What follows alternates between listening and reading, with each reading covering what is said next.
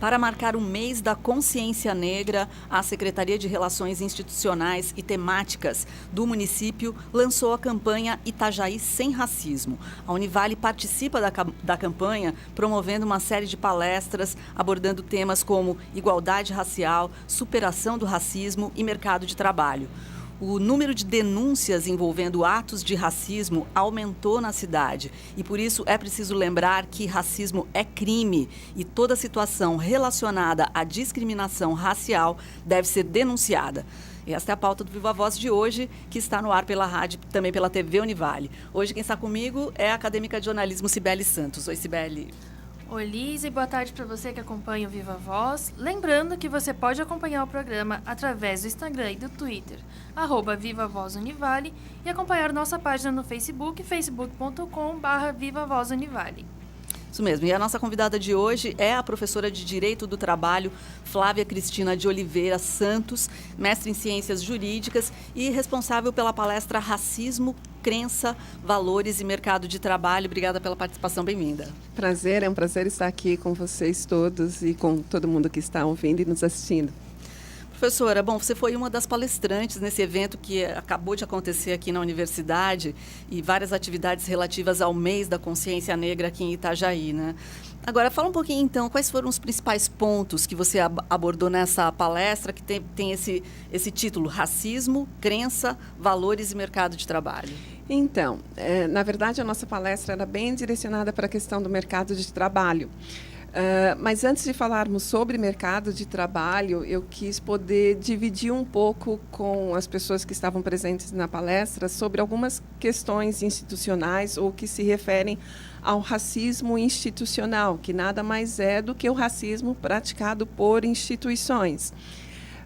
Para poder fazer uma demonstração disso, eu trouxe a situação de algumas comunidades quilombolas aqui no estado de Santa Catarina. Nós temos, por exemplo, a comunidade quilombola do Morro do Boi, que se situa entre Balneário Camboriú e Itapema.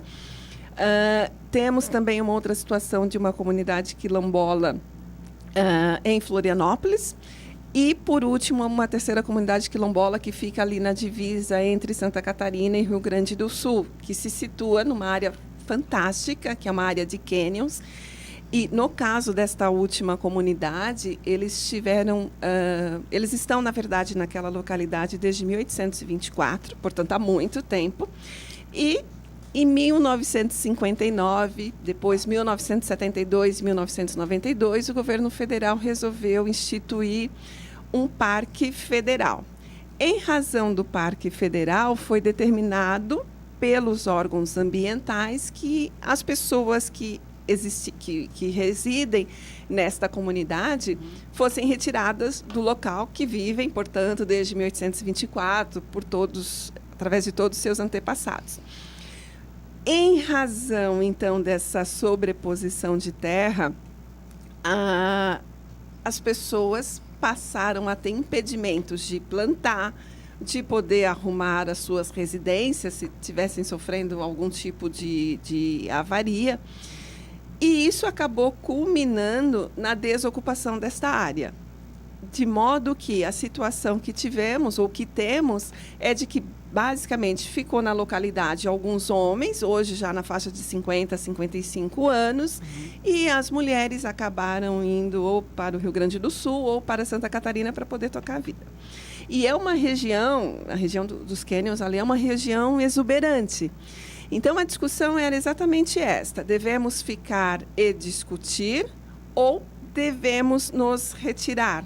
Por conta dos impedimentos, algumas vezes até impedimentos legais. Porque se a gente acaba abrindo mão daquilo que entendemos ser correto ou daquilo que entendemos ser legal, a gente acaba perdendo, por exemplo, o seu próprio modo de vida, né? Claro. E estranho isso, porque, tecnicamente, tudo que a gente ouve em relação à ocupação de áreas ambientalmente preservadas, conservadas e tal, diz respeito também a ouvir essas comunidades que já são residentes a longa data, como você colocou aqui, e essa comunidade específica, então, não foi ouvida, é isso, professora? Ela não foi ouvida. E, na verdade, assim, é importante a gente dizer que a Constituição Federal Federal, lá em 1988, previu que o Estado reconhecesse a titularidade das terras ocupadas pelas comunidades quilombolas, que são áreas ocupadas por descendentes de escravos. E, efetivamente, isto está estabelecido na nossa Constituição. Há uma discussão sobre se realmente é antagônico você ter a população tradicional e poder ou não sobrepor a mesma área do parque. Ou, de qualquer modo, alternativas. É possível você ter zoneamentos e, em determinados zoneamentos, face a reserva, e em outros zoneamentos é possível que a população continue residindo. Então, nesse sentido, nós trouxemos a discussão da comunidade de São Roque, também em paralelo à comunidade de Vidal Martins, que possui terras também no Parque do Rio Vermelho, e que, neste caso, sim, tem feito uma discussão muito interessante, judicialmente, inclusive, para poder ter retomado a sua área, assim como a comunidade do Morro do Boi, aqui em Balneário Camboriú. Então, você está vendo um avanço em relação à defesa dos direitos desses grupos. Há um avanço, e aqui, na nossa região, especificamente falando, a gente precisa destacar o trabalho fantástico feito pelo Ministério Público Federal, que, em relação à comunidade quilombola do Morro do Boi, propôs uma ação civil pública requerendo a indenização por dano coletivo desta comunidade, que, quando aconteceu a desapropriação das áreas ali às margens da BR-101 para que fosse feita a duplicação da BR, as várias propriedades ao longo da BR foram indenizadas. No que se refere à comunidade de Morro do Boi, não houve a indenização para os quilombolas daquela área, e, inclusive, temos no processo administrativo, assim como no processo judicial que tramita aqui na Justiça Federal, uma informação do órgão responsável pela desapropriação de que aquelas pessoas não deveriam mais ser procuradas para receber a indenização.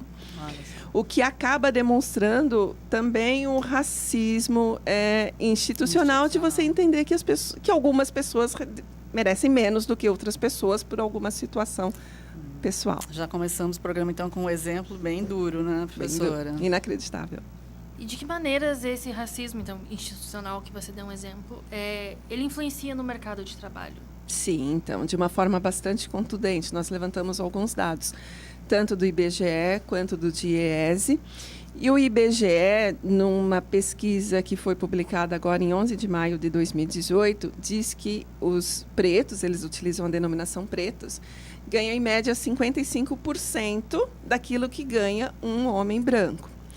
O DIEESE tem uma pesquisa um pouco mais apurada, em que ele traz dados, por exemplo, da cidade de São Paulo. Em São Paulo, uma mulher negra ganha cerca de 56,5% do que ganha um homem branco. Um homem negro ganha cerca de 67% do que ganha um homem branco. E uma mulher branca ganha cerca de 81% do que ganha um homem branco. Então, a gente percebe que, na verdade, a discriminação é uma questão estruturante que acaba afetando a todas as pessoas. De forma forte, por conta da questão da cor, mas também de forma forte por conta da questão de gênero, no caso da diferença entre mulheres e homens. E assim sucessivamente, né? Certo. Agora, você já comentou sobre a atuação do Ministério Público, mas, em termos gerais, como é que você vê a ação do setor público no combate ao racismo? De uma maneira mais generalizada, eu sei que a sua especialidade é a área de trabalho, mas eu acredito que você possa também ter o seu olhar pessoal em relação a essas questões. Assim, olha, é muito complicado. A gente sabe que o racismo ele é realmente estruturante. Há dados, e dados muito antigos até, do Ministério da Saúde, de que uma mulher negra, por exemplo, recebe uma dosagem de anestésico no parto menor do que a mulher branca. Nossa, mas por que isso? Porque não se entendi. Entende que ela tem o liminar da dor é maior, e daí se tem isso consolidado como algo natural. O preconceito se acaba tendo muitas coisas Essa de eu forma... jamais imaginei. Sim. E mesmo em relação ao governo federal, assim como o governo municipal, de forma recorrente, faz campanhas a nível de secretarias de saúde para tentar sensibilizar os profissionais da saúde em relação ao tratamento diferenciado que é dado para a pessoa negra da pessoa não negra. Se a gente for pensar também em outras esferas, como, por exemplo, se você quiser fazer uma denúncia ou fazer o registro por conta de um racismo ou de uma injúria racial, você certamente terá problemas em conseguir levar avante esse processo, porque há sempre aquela postura da própria delegacia de polícia de que não se trata de injúria racial, de se tentar diminuir ali a tipificação, e você efetivamente tem dificuldade de seguir adiante. Isso é muito comum. Segundo a Prefeitura de Itajaí, a campanha foi motivada devido ao crescimento de denúncias de racismo na cidade. Na sua opinião, Flávia, aumentou o número de casos envolvendo racismo ou as pessoas estão tendo mais coragem de denunciar? Não, eu penso que na verdade, as pessoas estão tendo mais coragem de denunciar. A gente tem uma série de questões, como, por exemplo, a questão das cotas, o próprio ProUni, que permitiu que o maior número de alunos viessem para as universidades. E aí havia muita discussão se isso não aumentaria o racismo. Mas eu penso que não, porque, na verdade, o racismo está posto. A questão é que antes tinha um racismo velado e agora ele passa a ser um pouco mais evidenciado. E, efetivamente, o que a gente precisa é exatamente fazer a discussão. Até porque a única forma da gente quebrar preconceitos é efetivamente da gente estar fazendo a discussão. É claro que a discussão de uma forma organizada, de uma forma lógica, de uma forma coerente, entendendo que é uma questão estruturante que precisa ser trabalhada na sociedade como um todo. Agora, o que a legislação prevê em relação a crimes envolvendo racismo no ambiente de trabalho? Então, nós temos uma lei trabalhista, que é a Lei 9.029 de 1995. Esta lei, ela veda a discriminação em razão de idade, cor, orientação sexual, peso corpóreo, estado de saúde. Veda a discriminação por uma série de questões.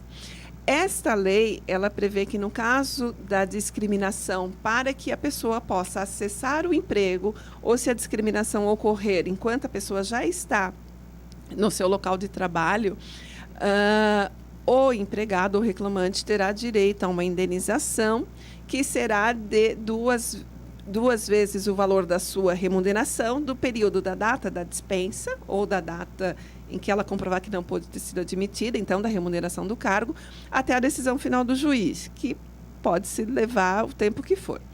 Além disso, há uma outra previsão de uma multa no valor de 2 vezes o salário da maior remuneração paga na empresa. Então, estas seriam as punições a título de indenização por dano moral. A lei vai mais adiante. Ela prevê a pena de detenção de 2 a 3 anos para o empregador ou para o seu preposto, para o seu representante legal. Além disso, ela veda também que esta empresa tome empréstimos ou tome recursos de bancos oficiais. Então, é uma medida bastante dura, bastante interessante para poder proibir aí a prática da discriminação nas relações de trabalho. Bom, pelo menos temos aí um caminho que parece um pouco mais viável para o combate ao racismo no trabalho. Vamos fazer um intervalo? A gente volta a conversar já já? Acho que sim.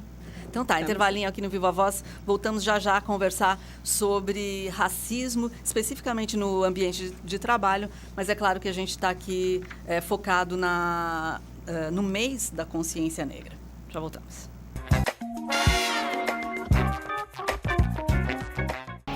Viva Voz de volta. A convidada de hoje é a professora de Direito do Trabalho, Flávia Cristina de Oliveira Santos, falando sobre racismo com foco no mercado de trabalho. Bom, professora, já que a gente estava falando dessas situações, você falou, inclusive, das punições previstas em lei para situações que envolvem racismo no trabalho. Pode citar alguns exemplos para a gente ter noção de que tipo de situação pode ocorrer ou costuma ocorrer? Uhum.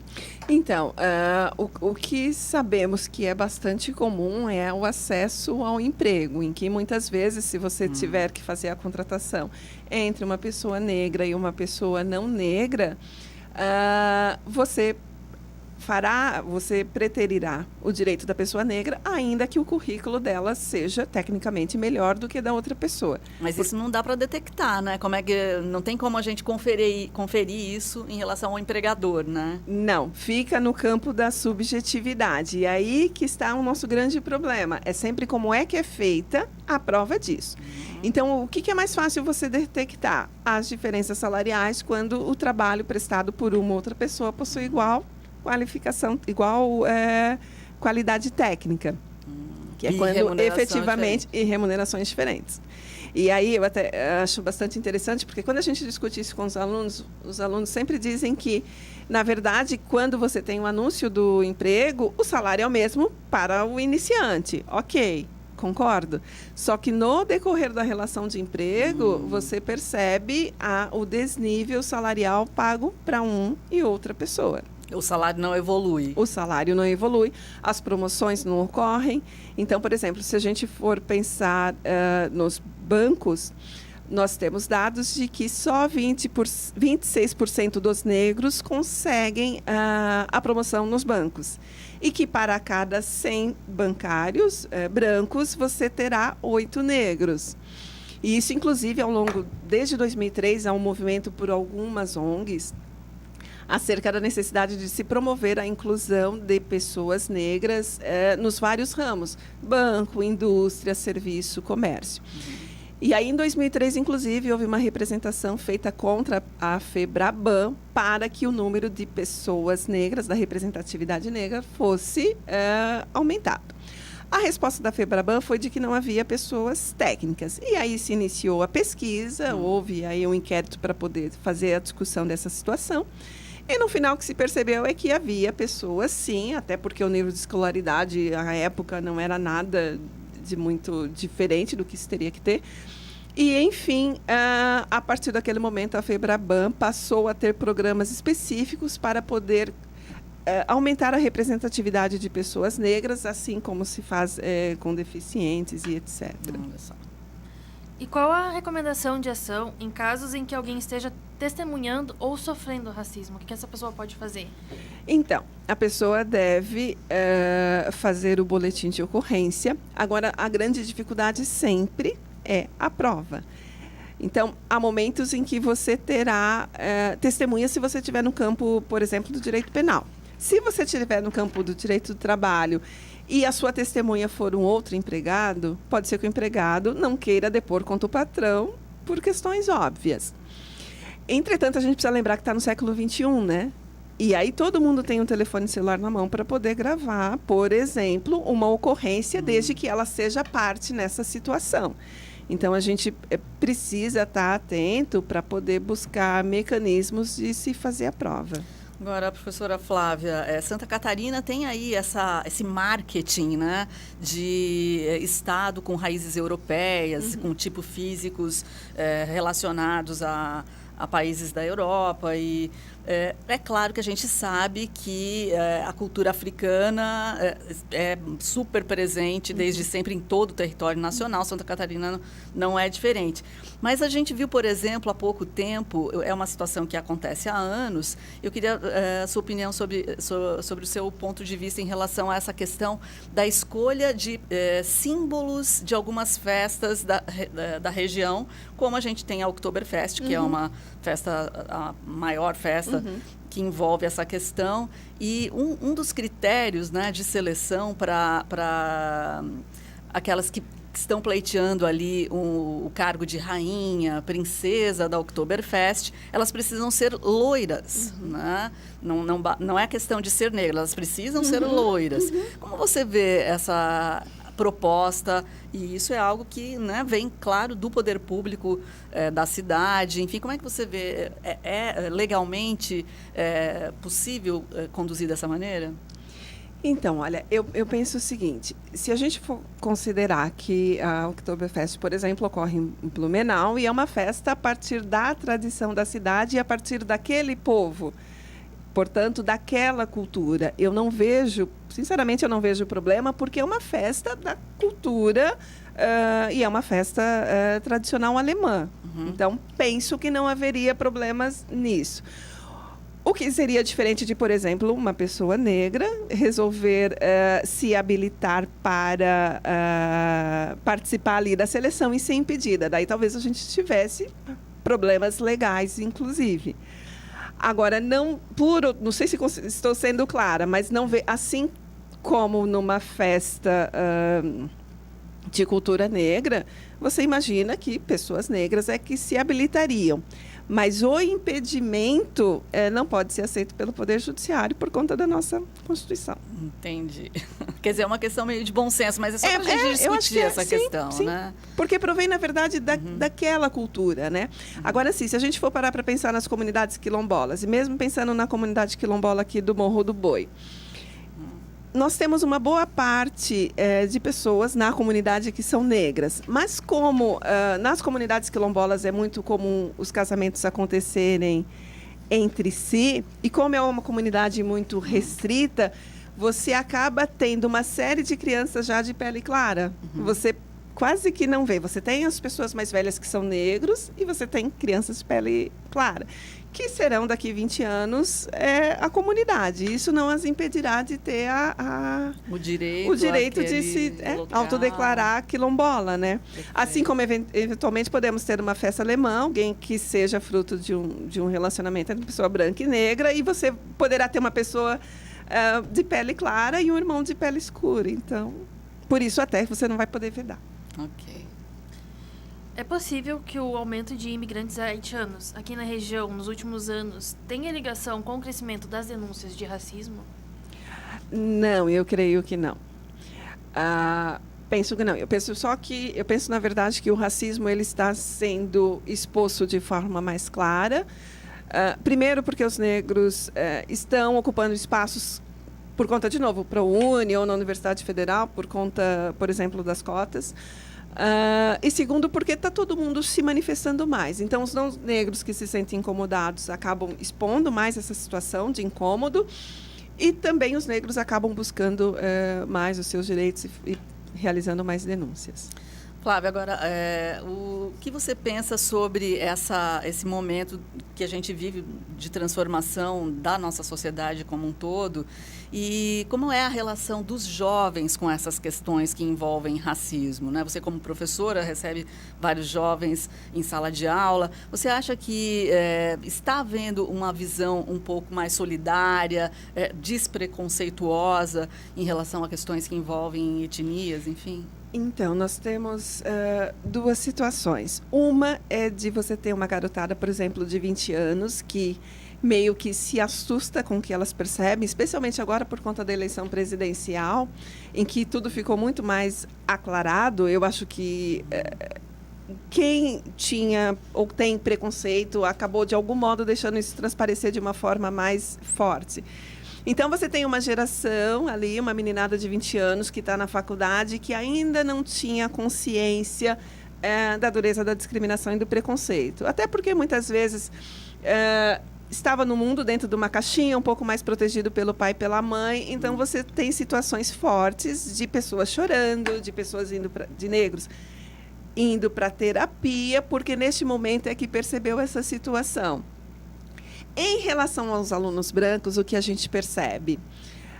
A partir do momento que eles passam a ter contato com os alunos negros, você acaba percebendo que o preconceito que você tinha era infundado. Então, a relação começa a melhorar, que é algo que eu espero que aconteça ao longo do tempo. Agora, eu penso que há uma outra situação muito interessante que a gente ainda não percebe aqui em Santa Catarina, mas a gente percebe claramente nas televisões, nas propagandas que são veiculadas aí na mídia.